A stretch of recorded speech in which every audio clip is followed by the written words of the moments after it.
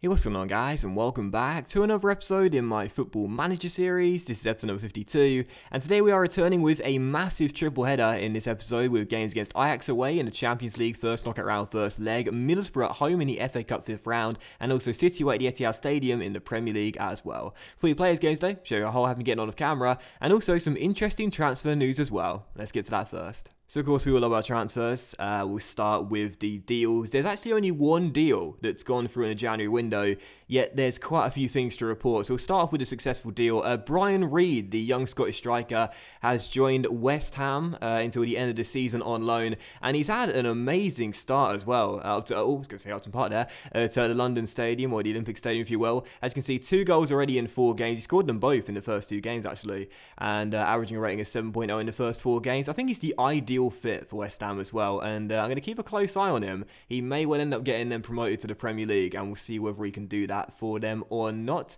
And as for deals that have gone through but haven't gone through yet, if that makes sense, there's a couple of sales to report, and the first one is Alfred Ndiaye. Of course, the former captain is leaving the club to Middlesbrough come the end of the season for £250,000. He'll join up at the Riverside Stadium. That was fine for me. Of course, tried to sell him in the summer to LA Galaxy, but they couldn't register him or whatever, so they just pulled out of the deal, and he's going to Middlesbrough. We get a little bit of scratch for him. He was going to leave on a free transfer anyway, as his contract's not come the end of the year, so any money we can get, I'll take it. And also one sale which you might not be too happy about is this one here. Berkay Özcan is leaving the club and going to Leicester City at the end of the season as well. He also, like Ndiaye, was out of contract come the end of the year.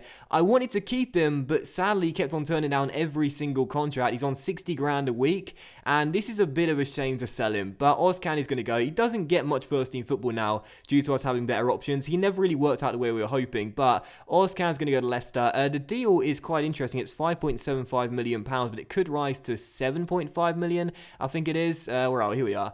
And yeah, it's not a bad deal. We make a profit on the guy from when we signed him.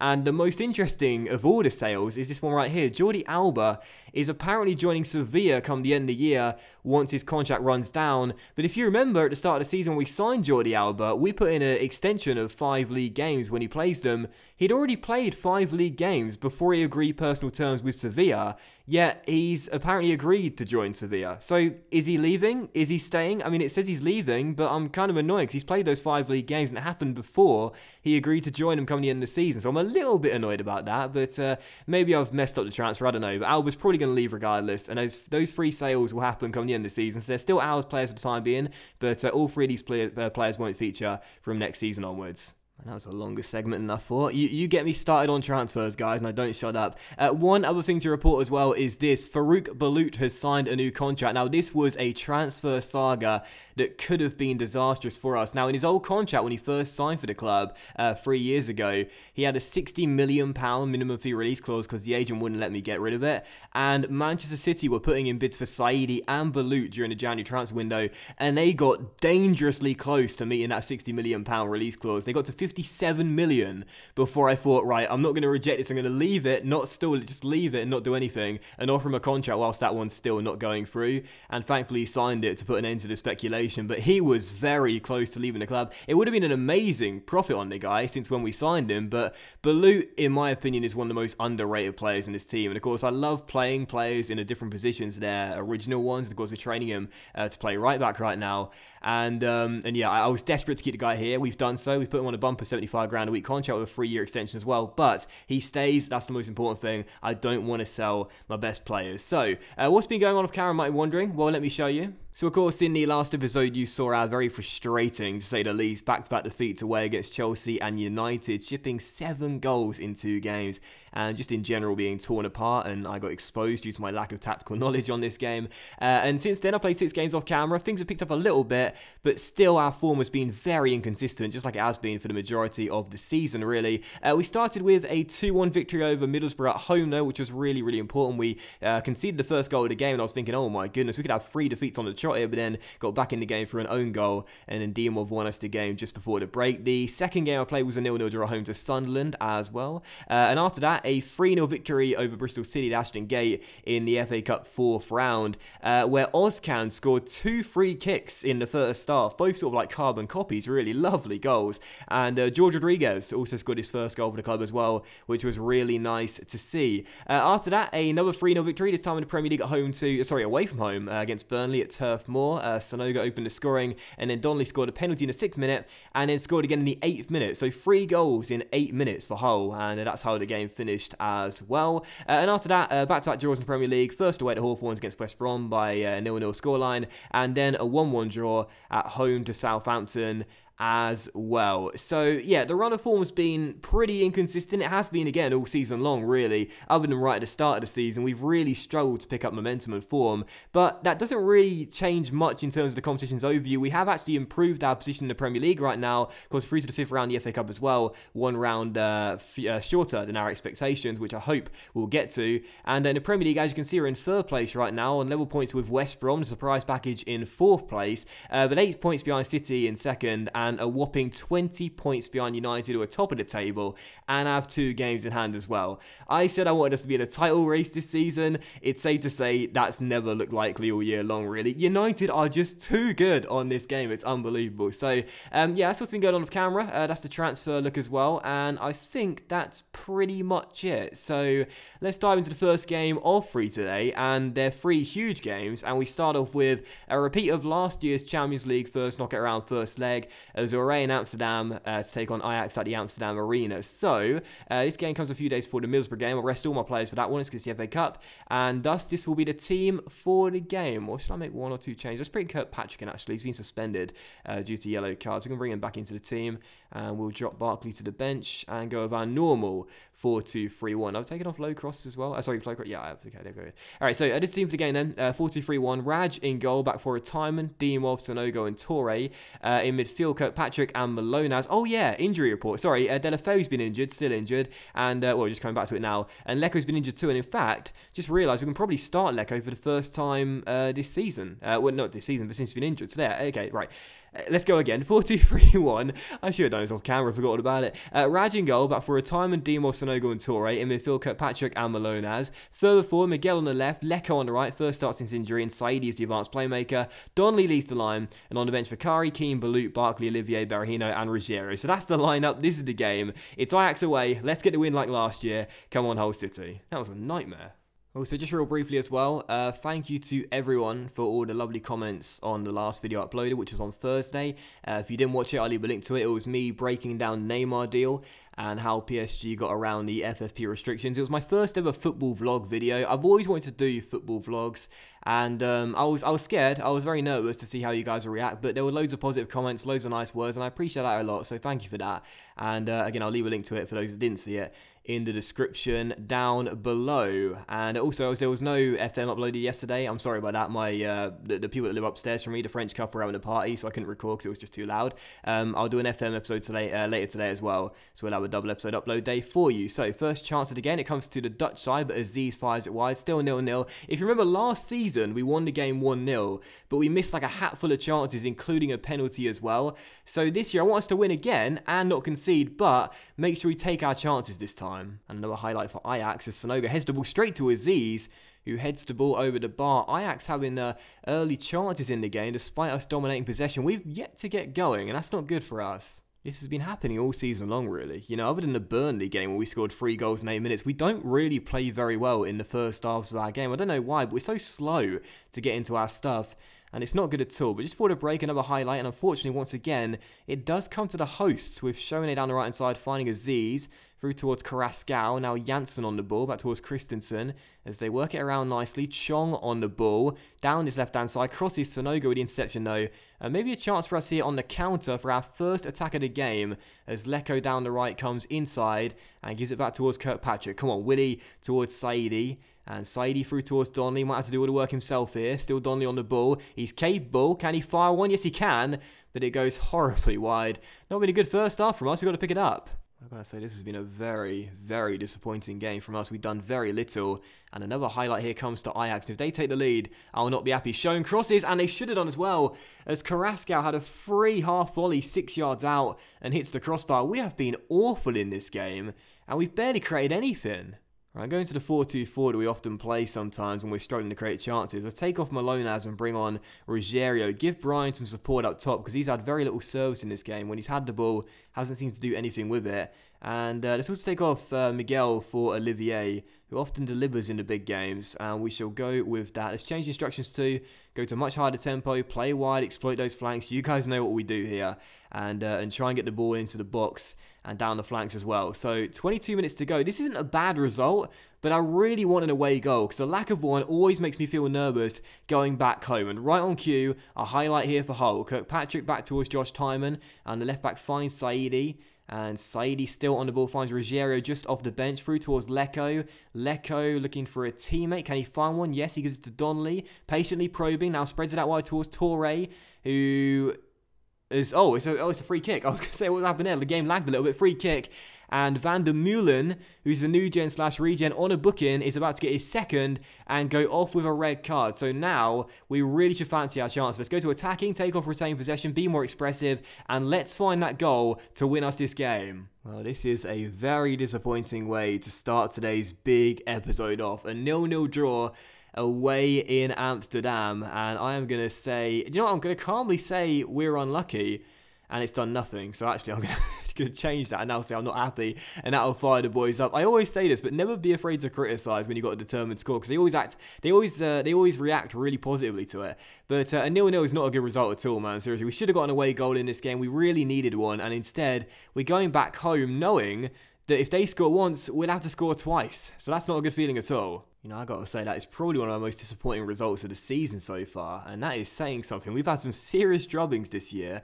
Of course, most notably, the 2 in the last episode, but that is such a disappointing result, man. We should have at least got a goal in that game, but instead, very disappointing goalless draw. So, second of the big 3 games today, and it's Middlesbrough at home in the FA Cup 5th round. Let's win this game, and let's get through to the 6th round, and that'll make me feel a lot better about myself. So, 4-4-2 for this game, changing things around a little bit. These are the instructions, very similar to the ones we play with the 4-2-3-1. In fact, the exact same, I think, with mixed crosses instead of low crosses. And this will be the team for the game. So, 4-4-2, Vicari in goal, back for Smajic, Rodriguez, Keane and Walker-Peters. In midfield, Olivier on the left, Farouk Balut on the right, and in the middle, Ndai and Barkley. Up top together, Saido and Ruggiero, and on the bench, Mannion, Nick Wesley, who's played in every single cup game so far, Jordi Alba, Brian Malonas, Ozcan Lecco, and also Donnelly just in case we need him. So, Middlesbrough, second game, FA Cup, much weakened side, but let's get the win. Come on, Hull. I don't know if I'm being too critical about that Ajax game or not really. In fact, it's the exact same as I said last year. Do you remember?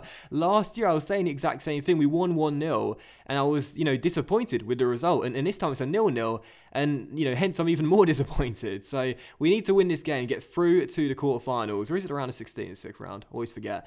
But either way, the 6th round, and I'll feel a lot better about our chances of having some sort of success this season in terms of silverware. So first highlight, and sadly it does come to Middlesbrough with Hayden on the ball, and Isaac Hayden is allowed space to keep on going because Ndai's backing off, and now finds Swift, and Swift with a quick ball back towards Domain as they look for a chance early, trying to patiently probe and look for an opening. Sancho finds Swift, he finds an opening as Bamford could have been through, took the shot on too early, put it wide. Thank goodness for that.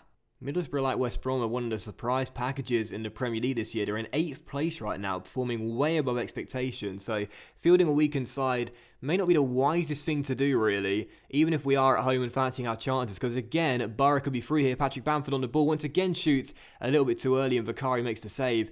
We've not started off at all. And again, just like the Ajax game, like many games this season, we haven't got going. And yet another highlight for the Borough, but Balu makes the tackle, thank goodness, and gets it clear. Ruggiero wins it in the air, and maybe a chance on the break here as he spreads it out wide towards Willy Olivier. First touch is good, carries over the halfway line and finds Barkley, and the former Everton midfielder through towards Ruggiero. Brazilian to Belgian, now Smajic down left-hand side, Bosnian on the ball, through towards Ruggiero, and he loses out towards Courtney House. And Borough get it clear, but there is George Rodriguez with the interception. Come on, first chance and first goal, let's get it. Barkley plays it through towards Ruggiero.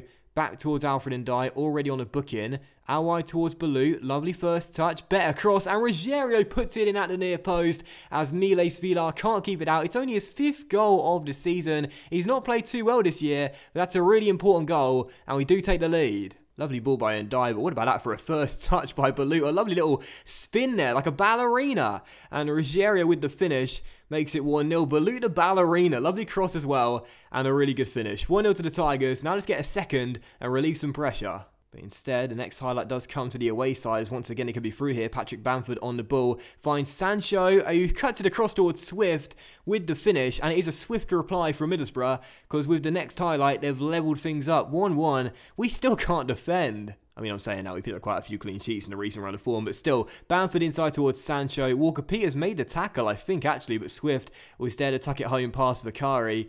1-1. Middlesbrough have played so much better in this first half, dominated possession. I never feel comfortable playing a 4-4-2 anymore. It's not right for our philosophy. I might have to change things at the break. In fact, that's exactly what I'm going to do. Assertively, I'm going to say I'm not happy with performance so far. I'm going to criticise Keane as well, and also Berahino too.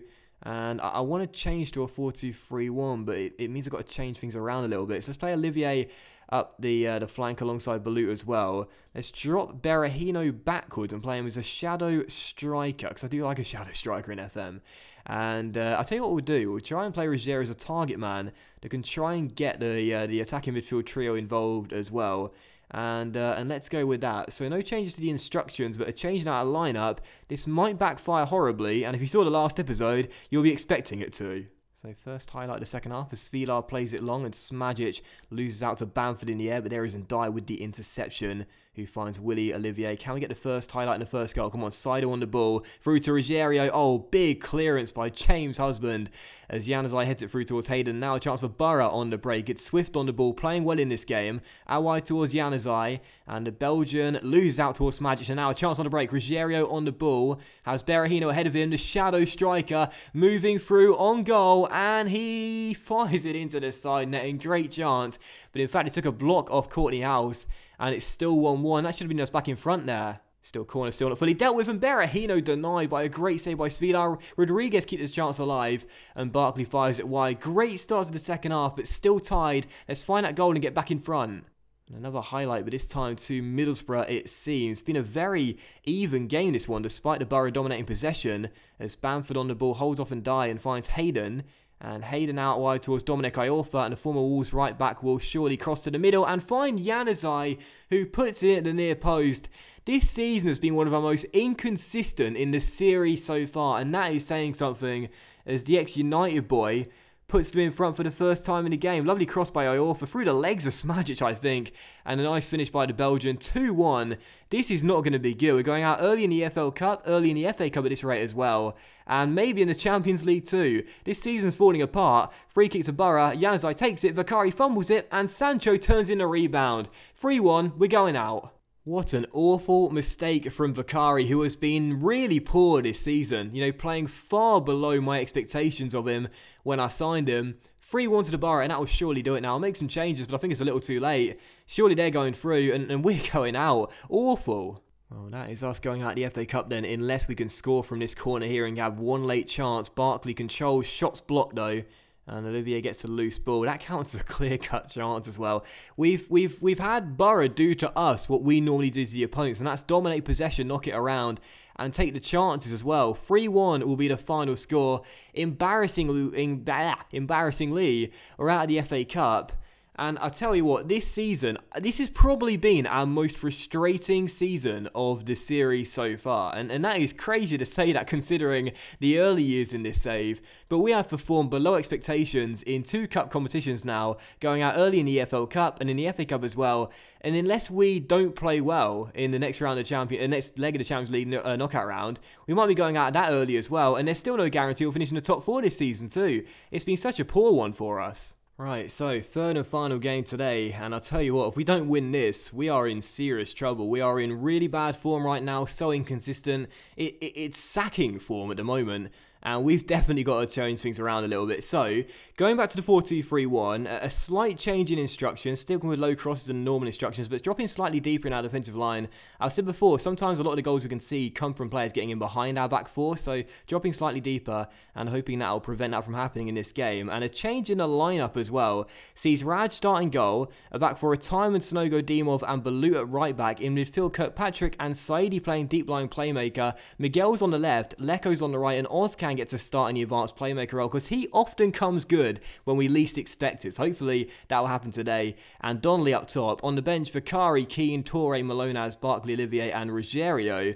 And I've got to say, I'm very nervous. You know, right now we are in really bad form. We're in danger of dropping out the top four. And I've said it before, when that happens, it's very hard to get back in it. So we've got to win this game and get a big 3 points. You know, I think next season we definitely need to bring in like a big money signing. It's very hard to do that with Hull because as the game goes on, inflation takes place and it's harder to bring players in with a smaller budget compared to your PL rivals. But we need to do something because the kids are all right, don't get me wrong, but they're not good enough to take us to the next level, it seems. But maybe today they can prove me wrong. Come on, Ozcan on the ball. Gets past one and back towards Saidi, playing in his more natural deep line playmaker role. And the Frenchman loses out towards Seoul. And here come Manchester City. We don't start games off well. We've been in really bad form. And if we go 1-0 down inside the first 2 minutes, this could be a very long afternoon. Kevin De Bruyne plays the cross towards Pulisic. And the American down left-hand side comes inside and shoots. And Raj makes the save. What is up with us starting games? We just don't get going. Highlight for us here though, and a chance for us to take the lead against the runner play to begin with. Saidi back towards Kirkpatrick, through towards Luis Miguel, and the left winger back towards Saidi, through towards Ozcan. Ozcan towards Leko, gets past one, gets past two, and shoots it into the side netting. Gotta take those chances. Still 0-0. I tell you what, man, seriously, with West Brom going into 3rd place and us 2 points behind them, I mean, I'm looking at the teams below us right now. Spurs, Arsenal, Chelsea and Liverpool. Do you think we can hold off all of those 4 teams to finish in 4th place? I'm not as confident. Come on, Ozcan on the ball. Down this right-hand side, in towards Saidi. And Saidi around one, looks to shoot, and it's straight at Elias. 1 goal to put us in front, and I'll feel a lot more confident. And yeah, another highlight in a pretty action-packed first half. Raj's kick is very poor though. I swear Balut was open there. And Pulisic plays that wide towards Lirola. And the right-back cross is deflected. Kane puts it in. Oh, just sack me. Just sack me. We're 1-0 down. The ex-Spurs boy bags the goal. We are awful right now. Absolutely terrible. Something needs to change, and I think the board are beginning to lose patience with me and probably thinking it's me that needs to change. They need to change the manager. Kane with the finish. Deflected cross, a little bit unfortunate, but still, Kane first to react. 1-0 City. If we lose this game, we're in deep trouble. I mean, this is a really, really important game. Our form's been horrendous for about 3 months now, and losing this game sees City take an 11-point lead in the table, and it means that West Brom, realistically, are probably the only team we can catch up to in the table, which means that 3rd and 4th are the only positions we can take come the end of the season. So aggressively at the break, I'm going to say, expect to see a much better showing from you in the second half. Because if we don't, we're going to lose this game and be in serious trouble. Come on, Hull. My job depends on us finishing in the top 4. I mean, it probably doesn't, you know, because we got qualified for the Europa League being our expectation. But, you know, let's be honest here. We all know that the top 4 is where it's at. You know, the Europa League is nothing compared to the Champions League. We need Champions League football year after year now. Come on, Balut crosses, finds Donnelly, shot blocked. And Leko can't pull the trigger. Still 1-0. Please, man, at least a point in this game. At least a point. We need something. I do not like the look of this. Gabriel Jesus on the ball finds Harry Kane. And Kane finds De Bruyne, so man out wide in Lirola. They score from the right side in the first half, and oh god. I mean, when things are going bad, they're going absolutely awful. I mean, dear oh dear, Mamadou Bad Boy Sonogo continues to score comical own goals. Lirola with the cross. And Raj is going to claim it, and Sonogo chests it past him and puts it into the back of the net. You know, many years ago, Balotelli scored a shoulder goal here at the Etihad against Norwich, I think it was. And Sonogo thought, I can do one better than that, and chest it past my own goalkeeper from 2 yards out. 2-0. Just sack me. Just sack me. Oh, God, don't let it become free. Don't let it become free. Thank goodness that corner gets clear, but I still think it could. You know, the ball is in the City half, yet I still feel as though they're going to score a 3rd goal here. Lirola on the ball has been causing me problems all game long. Finds Harry Kane through towards Brozovic. And Brozovic to De Bruyne, and the Belgian towards Kane, and Kane towards Lirola. We cannot defend down that right side. Where is Josh Tymon? I mean, Frank heads it over the bar. It's 2-0. This is terrible. Get Tymon off. 6.8 apparently. I mean, I'll give him a 3.8 at this rate. I ain't got a backup left back on the bench. We've got Smajic, we've got Alba, Walker-Peters, and I've got none of them on the bench. Oh, just sack me already. I don't know what to do, man. I mean, something needs to change. I mean, it's always frustrating for me when I get a system that I really like and it does well for me for quite some time. When it eventually begins to break down and become easy to beat for our opposition teams, I hate having to change it because I never know what to go to next. But I think it's time possibly to scrap the 4-2-3-1 because we're just not getting success with it anymore. 2-0 the final score. I think I need your help in the comment section down below, guys. What formation and instruction should we play with this team now? Because the 4-2-3-1 was doing so well for such a long period of time, but now we're all over the place. Our form has been awful. I mean, all season long, really, apart from right at the start of the year. And we are in a free-fall right now. We're out of the FA Cup. We may be going out of the Champions League. We may be dropping out in the top 4. The season's falling apart, and I need some serious help. So that will end today's episode then of the Football Manager series, guys. So big thank you for watching. I really hope you have enjoyed it. There are just 10 games to go, and it is so tight right now between 3rd and 8th. It's worrying. It's very, very worrying, and things need to change for us. So that will end the episode. Thank you for watching. Please, if you like, you enjoyed it. Don't forget there will be another episode uploaded later on tonight, and I think we'll come back with games against... Well, I want to play the Ajax game, obviously. Do you know what? I think I might just come back with the Everton Ajax games. I think we might just come back with the Everton Ajax games and just see whether we can pick up our form instantaneously like we really need to. So, yeah, next episode, the next 2 games, Everton and Ajax, and I'll see you for that one later on tonight. But we've got to change things, man, because we're all over the place right now.